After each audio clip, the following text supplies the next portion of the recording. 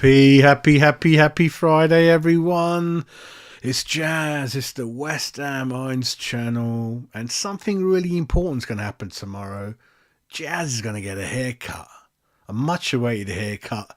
What the hell's been going on here? I ain't got a clue. So it's been well overdue.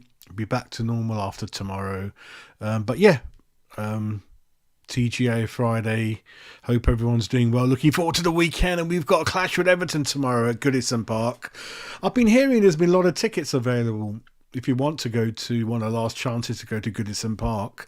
But I think the issue with that is that it's a long journey. Perhaps trains are not running according to plan. I don't know. But there are tickets out there available as at yesterday, really. So that's what I'm hearing. I won't be going, as you know. But yeah, it's the press conference show, and obviously this is the one before the game, done about an hour and a half ago really. So without any further delay, let's kind of get on with it.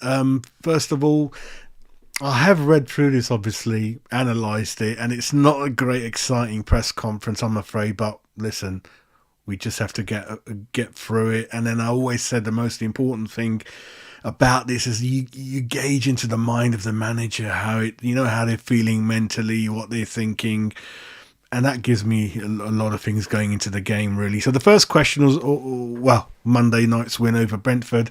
David Moyes, important win, keeps us hanging in there in the league.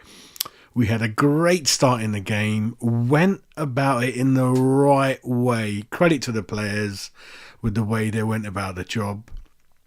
Always room for improvement, but overall pleased.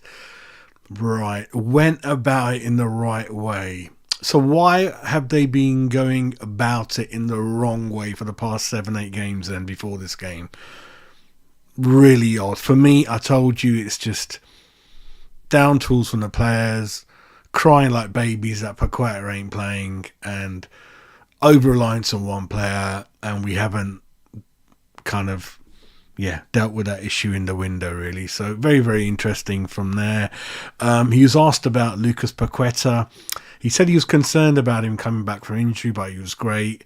Got a busy period coming up. We need players like him. He's important. I saw his value against Brentford. With him, Kudos and Bowen firing, we're in a good place.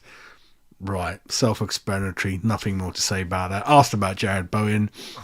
He loves scoring goals. David Moyes said about Bowen, he's enjoying that. I'm not saying my target. If he gets 20 goals, that'd be amazing. Right, self-explanatory again. About going back to Everton, they gave me a chance to make mistakes. We grew the club. I hope people will look back and think we did well. And then he highlights that from his time, we had brilliant players at Everton, brilliant to work with, great memories of the place. Looking forward to going back tomorrow. Okay, fairly interesting. Next question about team news. Cresswell felt his calf before the Brentford game, so we didn't want to risk him. He should be all right. Who cares about Cresswell? He's a non-entity with respect. Why is he even mentioning? He's hardly used. He's not really the future. I don't understand. Very odd comments. I don't think many fans ever thought about him, really, but there you go. He's kind of should be all right, everyone. Cornet pulled his hamstring a bit in training before the Brentford match. He might be out for a few weeks.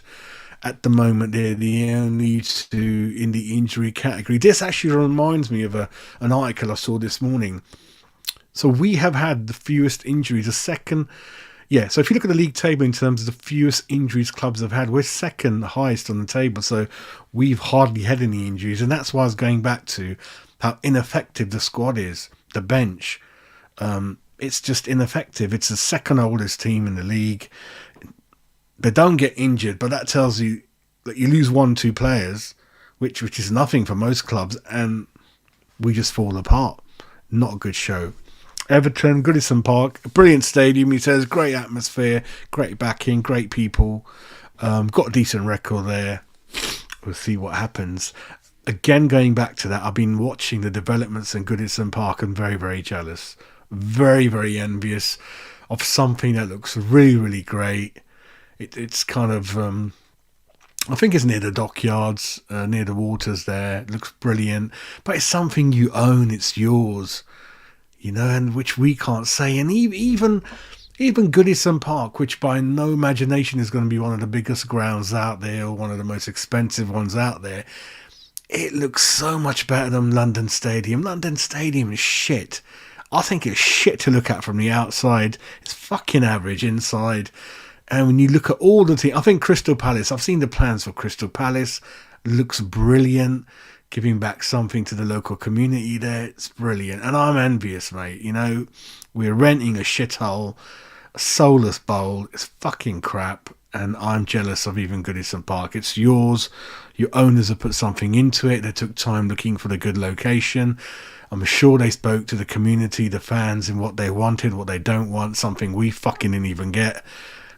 And that's really, really good, really. So, yeah, I'm going to fucking keep complaining till new owners come in and we hopefully... Well, when new owners do come in, we can't stay in that stadium as far as I'm concerned. I do not see us at the London Stadium next 10, 20 years. If the new owners come in, which they have to at some stage, they're going to have to knock it down and rebuild it or move to another site. As simple as that. It's a stadium that was built for the short term. It looks dated already as far as I'm concerned. There's nothing interesting about the design. And like I said, 3 stands out the 4. There's nothing behind them. It's an empty shell. There's no rooms, no trophy cabinets, no history room, nothing interesting, no corporate boxes, fuck all. Absolutely nothing. Anyway, Europe. Looking forward to getting back into the Conference League. David Moyes said he thinks he recruited really, really well. We lost Declan Rice, but we got in players who hit the ground running. That reminds me, I think Declan Rice won the London Player of the Year award, so well done to him. And then apparently David Moyes is nominated for the Manager of the Year. So I don't know if he actually won it or is that going to be decided later. And it's a very quick press conference, really. A very, very quick press conference. Didn't give much away. But I am fuming about the down tooling and the relying on one player. It's pissing me off. There's issues in the squad. It's obvious that never gets addressed. Why we always have to wait for a very average Antonio as our saviour at forward level. That's a load of bollocks. That striker, that Moroccan striker who plays for Sevilla, forgot his name now, but his contract's up in the summer. That was in the news. You know, the one we go into every window and nothing fucking happens. So he's available, and no doubt someone else will grab him. And we'll see what happens, really. So yeah, we just got to keep at it, and I'm pretty sure we'll be all right now. I think we'll be all right. We got everyone fit. We got the main people back. But my concern is that we can do so much better if we had a striker and if we brought in 1 or 2 people at cover for the back 4, which game to game is very up and down. As you know, we let in 2 at Brentford, which was a very comfortable game. Concerning, could have easily ended up 4-3, 4-4, as you know. So that's a big concern for me. Gerd, not sure if he's going to get back in the team now. Mavropoulos is getting better game by game. Long may that continue. Calvin Phillips looks like a complete waste of a signing every week that goes by. Very, very odd what's happened in January. And I go back to my original video this week. It looks like David Moyes is going to trickle this season out and trickle on the way out, quietly out the back door. He won't be sacked, and they'll say, well, he's decided to go into the wilderness. And then like I said, a very reactive board. They'll just look around and see who hasn't got a job. Graham Potter, we'll have a word with him. Anyone else been sacked? They won't have a Scooby about going out there scouting a young talent or have the ambition to get Zerbi out of Brighton. They won't have none of that. And if Dan Haar gets sacked, they might look at him if he hasn't got a job. So the contenders for the job will be people out of a job, generally. Unless they go for Tuchel, that would be an ambitious move, I suppose.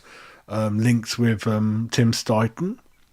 So hopefully with Tim Steidten around, things might be along the more ambitious, more risky line, rather than the old established manager out of work, which would have been Sullivan's kind of doing. So we'll see what happens with that, really. So that's it from the show. I'm sorry it couldn't be more exciting. It's just a press conference is very predictable. No challenging questions, no challenging answers. bit of copy paste of the same, really. So yeah, I'll catch up with you straight away after the full-time whistle tomorrow with an instant match reaction. Actually, I'm going to be out. That show might be a bit later on. I might do one from my phone if I can, if I get back from my haircut. Actually, I doubt it. I might do. I might be back. I might be back in time for full time. So usually we go live straight after that, really. So hopefully catch up with you guys tomorrow. So have a good Friday. And yeah, we'll catch up tomorrow. Take care. Come on, you irons.